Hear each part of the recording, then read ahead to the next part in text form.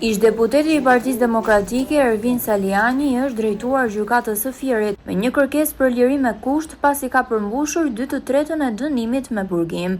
Saliani ndodhet në burgun e Firit që prej datës 27 shtator 2024 për vendimi për dënimin e tij me 1 vit burg u la në fuqi nga gjykata e apelit dhe më pas u konfirmua edhe nga gjykata e lartë. Saliani u dënua me akuzën e kallëzimit të rrem për dosjen Babale pas denoncimit publik të vëllait të ish-ministrit të Brendshëm Fatmir Xhafaj, ndërkohë që ai vetë dhe Partia Demokratike e kanë konsideruar këtë dënim si një vendim politik të diktuar nga mazhoranca qeverisëse.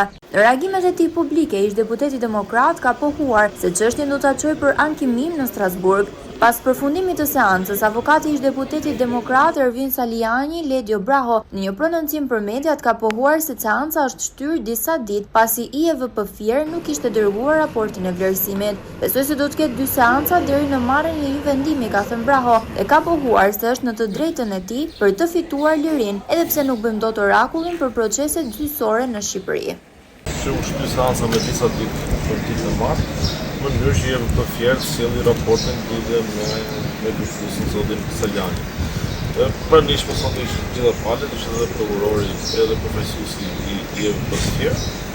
Ne bëm relativ me kërkesën tonë. Gjithë argumentet sjellën që kanë të bëjnë me elementin objektiv, pra ajo që ju thatë kalimi i kohës të tretave, si dhe për elementin subjektiv që ai plotson gjitha kushtet për ta përfituar lirin me kusht para kohë. Tani ne kemi qenë gjithmonë ide se ai nuk duhet ishte fare aty, por këto kushte tashmë do duhet të bëjmë këtë kërkesë, do duhet të ecim me këtë kërkesë, besoj deri në një seancë tjetër ose maksimumi 2 seanca derisa të